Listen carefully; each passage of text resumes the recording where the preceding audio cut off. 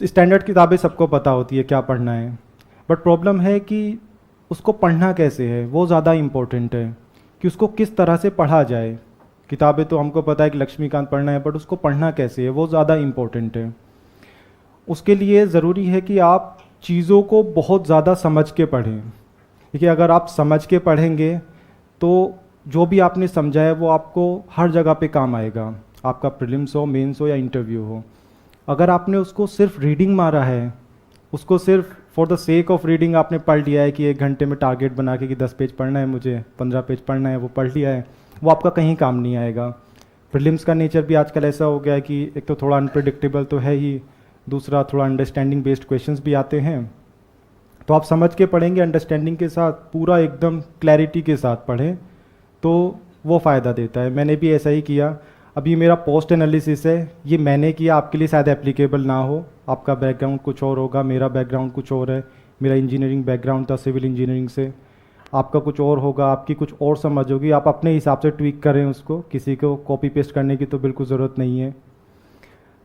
तो ये था कि बहुत ज़्यादा उसको समझ के पढ़ें, और जो जो भी आप पढ़ें, जैसे अगर आपने सपोज़ WTO पढ़ा या एग्रीकल्चर में आपने कुछ प्रॉब्लम्स पढ़े, उसका प्रैक्टिकल एप्लीकेशन देखें उसमें कि ये चीज़ कैसे काम हो रहा है भारत में, या फिर ये चीज़ WTO है, इसके लिए सरकार क्या कर रही है, ये इम्पैक्ट क्या डालता है एग्रीकल्चर में। डायरेक्ट उसको रटने से फ़ायदा नहीं होगा कि WTO क्या है, उसको रट लिया, 4 प्रॉब्लम्स रट ली उसकी, उसके 4 सॉल्यूशंस रट लिए, वो ज़्यादा काम नहीं देगा। जब मेंस में क्वेश्चन आएगा तो फिर इधर उधर देखना पड़ेगा। जब अंडरस्टैंडिंग होती है चीज़ों की तो आंसर्स में डेप्थ आती है, आंसर्स में फ्लो आता है, तभी आपके मेंस में मार्क्स आ पाएंगे। अगर वहाँ पे आप 4 पॉइंट रट के जाएँ तो वो फिर मेंस में नंबर लाना मुश्किल होगा।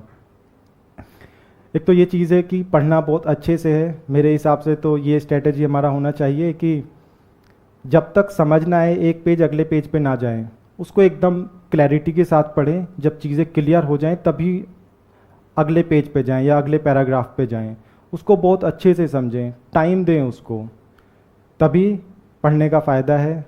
और मेरे हिसाब से तभी वो बेनिफिशियल होता है सारी स्टेजेस में। अगली बात ये कि मेरा कोई बहुत ग्रांड स्ट्रेटेजी नहीं है, मैंने चीज़ें बहुत ज़्यादा हैफाज़ार्ड वे में की हैं। ये तो अब मेरा पोस्ट एनालिसिस है, जब मैं देखता हूँ कि मैंने ये सब चीज़ें की हैं तो शायद ये सब चीज़ें काम आई होंगी। आप जैसे बैठे हैं, मैं भी पहले ऐसे ही बैठा था। वो मेरा बहुत ज़्यादा कोई ऐसा स्ट्रेटेजी नहीं है कि एकदम स्ट्रक्चर्ड वे में मैं आपको बताऊँ। मैं अभी बोल रहा हूँ तो मैं कोई प्रिपेयर नहीं किया है। ये लेक्चर भी मुझे लगता है बहुत ज़्यादा हैफाज़ार्ड होगा, समझ ना आए पूछ लीजिएगा बीच में। स्ट्रेटेजी का पहला तो ये है कि मेरा कोई स्ट्रेटेजी बहुत ज़्यादा था नहीं, स्पेशली प्रीलिम्स और इंटरव्यू में। मेंस में मैंने आंसर राइटिंग बहुत ज़्यादा नहीं किया है, थोड़ा थोड़ा किया था, थोड़ा उसमें कॉमन सेंस लगाया, जो चीज़ें स्टैंडर्ड थी वो की, बट उसके लिए भी कोई ऐसा बहुत ज़्यादा स्ट्रेटेजी मैंने नहीं बनाया। बस मेरा एक की था कि मुझे जो भी पढ़ना है बहुत समझ के पढ़ना है मुझे। अगर मैं एडिटोरियल पढ़ रहा हूँ तो तब तक जब तक मुझे वो कंटेक्स्ट में समझ ना आएगा तब तक मैं आगे नहीं बढ़ूँगा। ये चीज़ मुझे लगता है कि मेरे लिए बहुत ज़्यादा बेनिफिशियल रही है सब जगह में, स्पेशली मेंस में।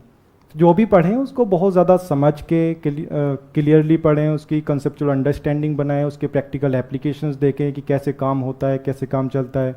अगर आप डिज़ास्टर मैनेजमेंट पढ़ते हैं या सिक्योरिटी पढ़ते हैं या IRB पढ़ते हैं तो उसकी सारी उसकी डायमेंशंस क्लियर कीजिए बिल्कुल। अगर कोई इंडिया चाइना का रिलेशन आता है तो उसको पूरे कंटेक्स्ट में पढ़िए कि ट्रेड में क्या रिलेशंस हैं, बॉर्डर में क्या डिस्प्यूट्स हैं, कौन कौन से बॉर्डर में एग्रीमेंट्स हुए हैं हमारे, उसको बहुत अच्छे से समझ के पढ़िए।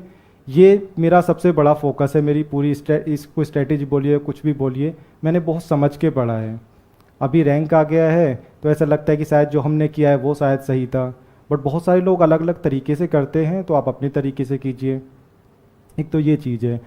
दूसरा है कि जैसे कुछ सब्जेक्ट्स होते हैं, जैसे आर्ट एंड कल्चर होता है या फिर एनवायरनमेंट होता है, चीज़ों को याद करने में बहुत समस्या आती है, बहुत प्रॉब्लम होती है कि मंदिर के नाम याद नहीं रहते हैं, टेम्पल का आर्किटेक्चर याद नहीं रहता, ये कैसा दिखता है, कि नगरा स्टाइल कैसा दिखता है या फिर द्रविडियन स्टाइल कैसा दिखता है, कौन सा डांस कैसा दिखता है।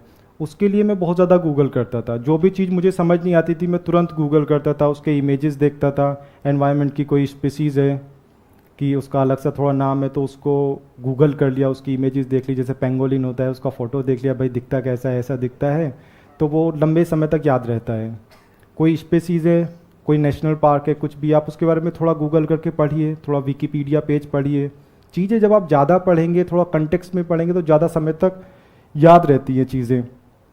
तो एक तो ये चीज़ है कि आप इमेजेस देखिए, यूट्यूब पे वीडियोस देखिए, चीज़ों को बहुत अच्छे से समझ के पढ़िए, उसको रटने की कोशिश मत कीजिए, क्योंकि जब प्रीलिम्स में क्वेश्चन आएगा आपको बहुत सारी चीज़ें इधर उधर इंटर रिलेट करके, थोड़ा एजुकेटेड गेस करके, ये सब चीज़ें आपको वहाँ पे करनी पड़ेगी, तभी प्रीलिम्स भी क्लियर होगा। और मेंस में तो पूरा खेल ही उसका है, वो सब करना पड़ेगा।